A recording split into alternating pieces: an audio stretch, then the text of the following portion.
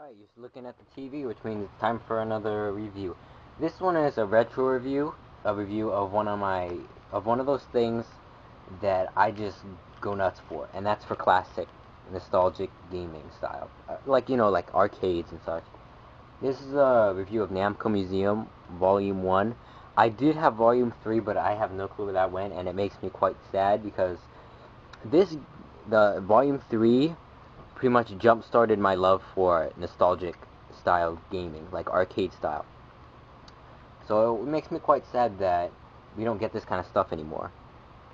You know, I mean, there's no nearby arcades aside from, like, there's a Chuck E. Cheese, and that's really about it.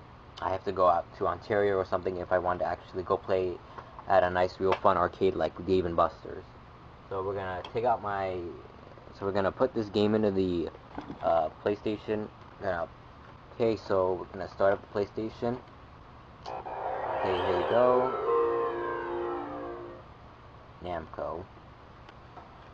Alright, this is the opening FMV. Unfortunately, it skips too much, so I'll just skip it. Namco Museum, Volume 1, push start. Also, it's copyright 1995, so this is pretty old. But that's what I like about these old games. I always like seeing the year and finding out how old I am compared to this stuff. But this is the worst part, the loading screen. You will see this takes up most of your gaming time. And then another now loading in the corner. And now we're going to go into the Namco Museum Hall. I'm guessing this is a lobby or something. I don't know. There's some creepy lady thing that's supposed to register your scores, but I don't have a memory card, so we're just going to skip it. Alright, as you can see, there are about, let's see, 1, 2, 3, 4, 5, 6 games here. Probably can't see them. So, obviously, I can't talk about all of them. No, that's a lie. I'm going to talk about every single one of them. We're going to go from right to left, and there was a lounge. Right, each museum section is very interesting because it's like a little walkthrough. As you walk through, you can see a lot of cool stuff. Unfortunately, every single thing needs to load. So if you want to view all of it, you're going to have to sit through at least 3 minutes of loading time. And some of this stuff is only one page, so you're wasting your time. There's also a how to play feature and a sprite viewer. And that's about it. And because I went in a pole position, we might as well go check it out.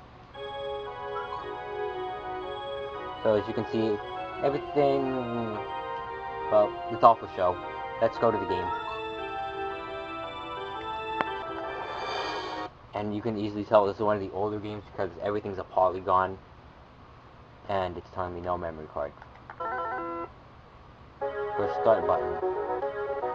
Unfortunately, this is one of those games that really suffer because A, there's no voicing, 2, you have to drive with the D-pad, and that is horrible. It's not fun. Also, pressing L2 will change the gear, will change your thing to high, and pressing R2 will change it to low. Naturally, you're going to want to turn it to high because it makes sense, and you mostly keep it there for the rest of the race. Like I said, this is one of the games that really do suffer from the D-pad problem. 5, 4, 3, 2, 1. Oh, I got number 5.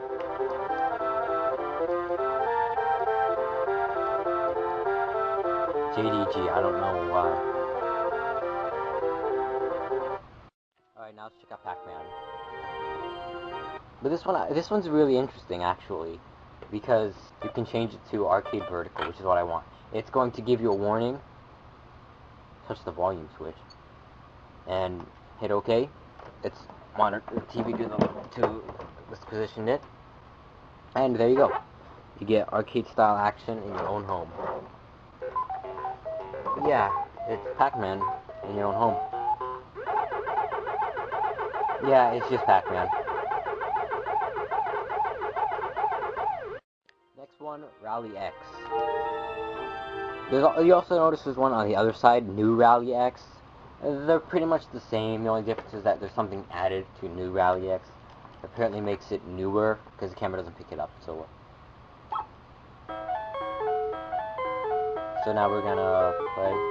Also, you can also pause the game anytime you feel like. And you know why I love the pause button? When somebody interrupts you while you're filming, you can pause it and stop recording, which is what I just did. Okay, so let's talk about this game. What you do is go around and collect... Oh! And you can collect... All you gotta do is collect flags. Arcade action at its best. Probably not. Also, at any time you can press the X button, or the square button, and you can release gas, I should say. And that'll keep them busy. Unfortunately though, it wastes fuel. And I exploded. Next one, Galaga. Okay, if you've never heard of this game, shame on you. You have heard of this and Pac-Man, alright? This is Galaga. You've played Galaga before, hopefully. If not, I'll give you a quick little idea of how it works. You shoot at aliens, and you move on to the next level when you get rid of all of them. You can also have it capture your fighter ship.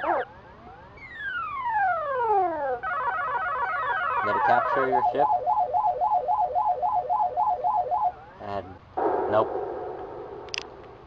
Next game. Bosconian, I don't know. This name I could never pronounce properly. Stuff is alright. Bosconian, I think. This one has voice samples, but I never understood what they were saying. Blast off, launch off, I don't know. Launch off, I don't know. Alloy. Alive? You're saying alive? Yeah, game over. Good. Next game. This game is more of an obscure title like Bosconian and Rally X. It's called Toy Pop. This is my favorite game on the compilation. It's actually the only game to actually fully take advantage of multiplayer. You can have more than one player. First player controls this guy, second player controls this girl. Simple enough.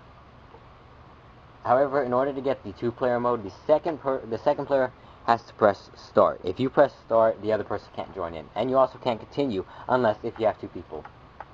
Not great programming. Going to Major's castle to save a friend. I love English. Do you love English? That's my question. Go answer that in the comments. Okay, this one you shoot at stuff, collect hearts, myth. Oh, I got a 7. Collect cake, another random junk that just pops out of nowhere. Also, this game adopts a Mega Man style weapon system. Certain items will only kill certain people, and then they don't end up being as good as the other ones.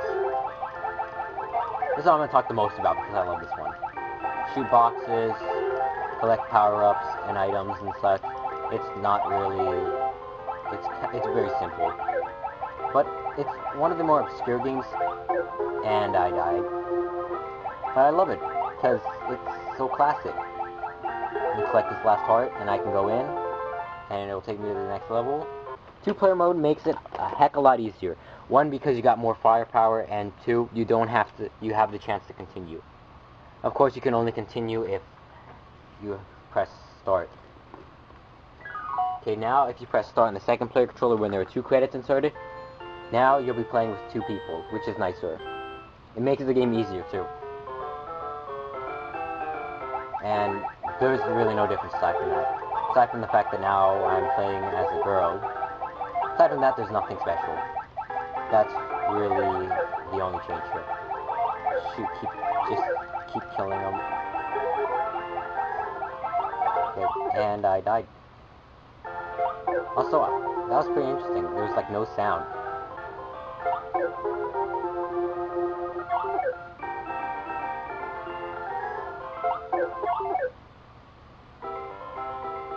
Insert coin. And then if you push shoot, you can continue, but if both people die, it's automatic game over. So the other person always has to keep keep playing. So you gotta keep hitting those quarters. Alright, so we finished playing all the games. Let me mute it real quick. And this is my childhood right here. I spent so much time playing these classic games. I really put way too much time into these Namco Museum games. And also, if you like retro games, or if you just really like this video, give a thumbs up, please. So also hit subscribe, please. Comment, that would be nice. And most importantly, please tell your friends about me. I really like to hear more viewers, and I want to see comments because I'm not receiving any. I think probably not. Oh well, whatever. Thank you for watching, and bye.